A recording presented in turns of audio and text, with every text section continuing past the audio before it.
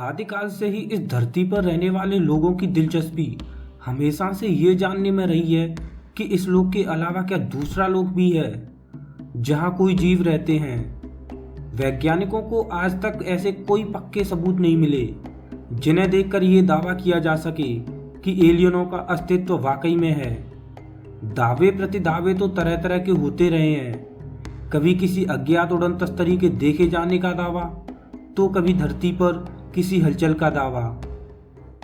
लेकिन विभिन्न तरह के साक्ष्य और भी हैं जो संकेत देते हैं कि हो सकता है कि एलियन होते ही हों और वो आज भी धरती पर आते हों और फिर चले जाते हों।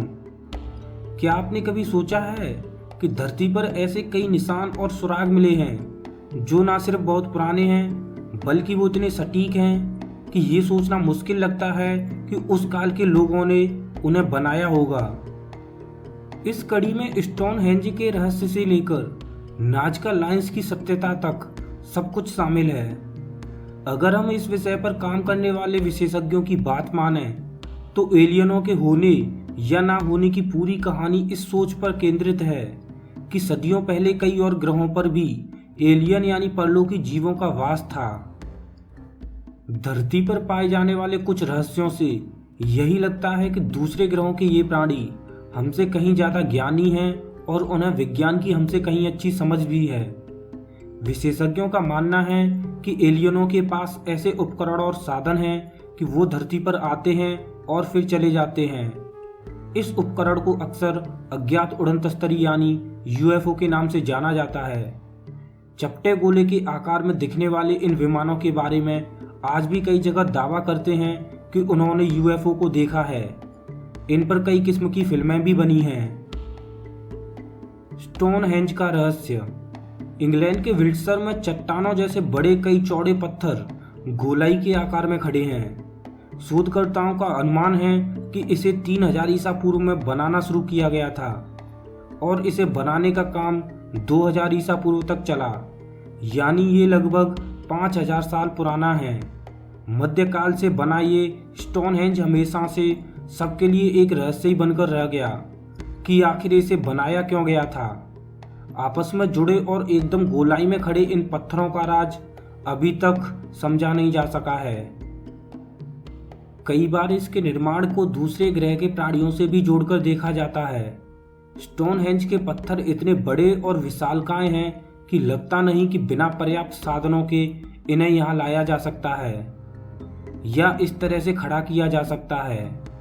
मशहूर लेखक एरिक वॉन डैनिकन कहते हैं कि एलियनों ने ही उस वक्त के मनुष्यों के साथ मिलकर अपनी साइंस के बेहतर प्रयोग से इसे इतने सटीक ढंग से खड़ा किया होगा। ऐसा कहा जाता है कि स्टोनहेंज का संबंध कब्रिस्तान जैसी जगह से था।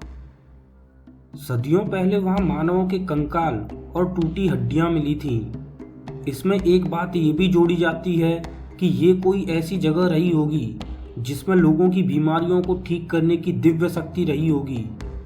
ऐसा इसलिए कहा जाता है क्योंकि यहाँ जो हड्डियाँ पाई गई हैं वो सभी बीमारियों या फिर किसी इन्फेक्शन से ग्रस्त मिली हैं।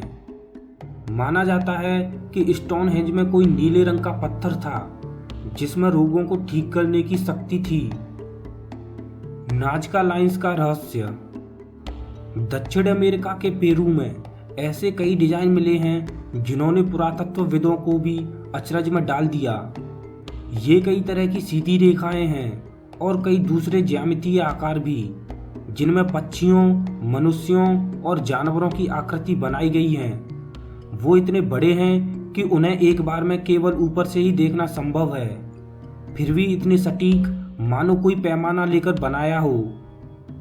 वैसे तो नाज़का में 300 साल ईसा पूर्व से लेकर 800 ईस्वी सदी तक लोग रहे हैं, लेकिन ऐसे कोई साक्ष्य नहीं है कि उन्होंने कोई उड़न तस्तरी बनाई हो। इस पर एलियन विशेषज्ञों का मानना है कि एलियन वहां आते थे और ये लाइनें उनके स्पेसशिप का रनवे हुआ करती थीं, यानी कि ये डिजाइन एलियनों की बनाई हुई हैं जो आज भी हैं। कुछ दावे ऐसे भी हैं कि हो सकता है कि उस जमाने के लोगों को भी एयरक्राफ्ट जैसी चीजें बनाने का आइडिया हो, इस वजह से वो रनवे वहां आज भी बना हुआ है। लेखक एरिक वॉन डैनिकर ने 1968 में अपनी किताब चैरियट्स ऑफ गॉड में लिखा है कि नाज़का दूसरे ग्रहों से आने वाले एलियनों के लिए चुनिंदा जगह थी। ये उन्हीं का रनवे था। उनकी किताब में लिखी ये चीज़ ध्यान देने वाली है कि पेरू में दुनिया के कई तरह के खनिज पदार्थों का भंडार है और यहाँ धरती को लेकर बढ़िया रिसर्च किया जा सकता है। इसलिए एलियन अपना डेरा डालने के लिए इसी को चुनते थे। यहाँ उतरकर धरती को समझते थे। विमानों का रहस्य। माना जाता है कि विमान भी एक तरह से एलियनों की उड़न तस्तरी का संकेत होते थे। कायरो और गीजा के 3000 साल पुराने न्यू किंगडम मंदिर के खम्भों पर भी कई तरह के उड़न तस्तरी बने हुए मिले हैं। इनमें से कुछ अंडाकार हैं तो कुछ चपटे हुए हैं। साफ दिखता है कि उन्हें ऐसे चित्रित किया गया है जैसे वो हवा में उड़ रहे हों। अगर हम विमानों के अस्तित्व को वैज्ञानिक दृष्टि से देखें तो मान सकते हैं कि हो सकता है कि हमारे पूर्वज इतने दूरदर्शी रहे हों कि उनके पास भी विमान या फिर किसी इंसान द्वारा बनाई गई चीज को उड़ाने की सोच थी। साल 2012 में अफगानिस्तान की एक गुफा में 5000 साल पुराना एक विमान मिलने की बात सामने आई थी। खबरों के अनुसार उसका राज ढूंढने और बाहर निकालने के लिए पहले दल में अमेरिकी सेना के 8 लोग भी गए थे, लेकिन वो फिर कभी वापस नहीं निकल सके। ईस्टर द्वीप की अजीबोगरीब मूर्तियां। पश्चिमी दक्षिण अमेरिका के ईस्टर द्वीप, या यूं कहें कि ईस्टर द्वीप का मॉय द्वीप, सभी के लिए एक सवाल है। लेकिन ऐसी कई चीजें हैं जिनके बारे में समझना मुश्किल होता है। चिली के द्वीप में स्थित इस जगह पर ऐसी मानव मूर्तियां मिली हैं जिनके सिर बहुत बड़े हैं। आम इंसान के सिर ऐसे नहीं होते हैं और कोई सोच के भी इन्हें बनाए तो भी हर मूर्ति का सिर इतना बड़ा नहीं बना सकता। कहते हैं कि रपानुई सभ्यता के लोग मॉय के वासी थे। उस वक्त की महान हस्तियों के सम्मान में इन पत्थरों को खड़ा किया गया था। ये भी कहा जाता है कि इन पत्थरों को खड़ा करने का मतलब था पड़ोसी मुल्क को इशारा देना कि ये मॉय लोगों का मुल्क है। यहाँ पर भी यही बात सामने आती है कि जिस तरह के पत्थरों का प्रयोग इसको बनाने में किया गया है, वैसे पत्थर पूरे द्वीप में कहीं नहीं पाए जाते रहे हों। इसका कोई अवशेष नहीं मिलता। एलियन विषयों पर काम करने वाले लोगों का कहना है कि हो सकता है कि यहाँ एलियन आए होंगे और उन्होंने ही अपनी ऐसी छाप छोड़ी होगी। पूमा पंकु भी है एक सवाल। साउथ अमेरिका के बोल्विया के पास पूमा पंकु नाम की एक जगह है। इस जगह पर कई बड़े पत्थरों की ऐसी श्रृंखला है जो बड़ी ही रहस्यमयी और दिलचस्प तरीके से बनाई गई है। इनमें से ज़्यादातर पत्थरों को अंग्रेजी के एच और यू शेप में डिजाइन किया गया है।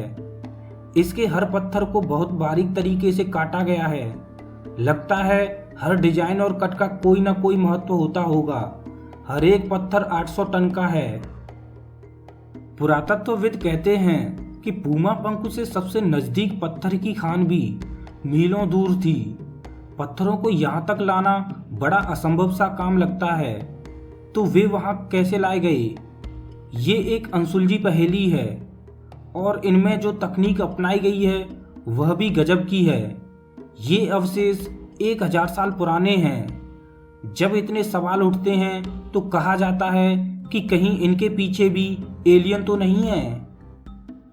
कहते हैं पूमा पंकु के लोग एलियनों को अपना भगवान मानते थे। एलियन कभी पूमा पंकु पर आए थे। उन लोगों से इस जगह को बनाने की बात कही थी।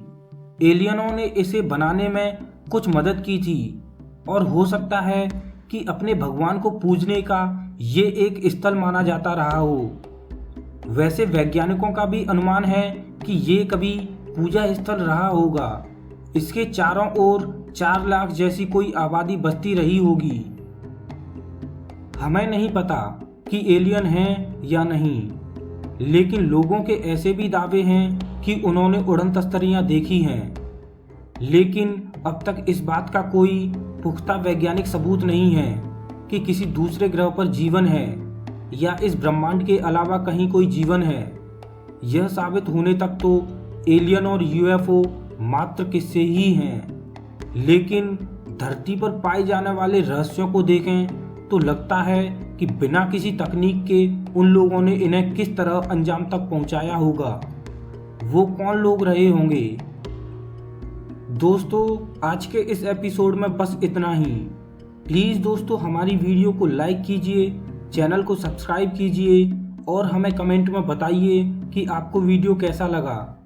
मैं हूं आपका दोस्त श्याम। फिर से मिलेंगे एक और नए एपिसोड में। तब तक के लिए नमस्कार।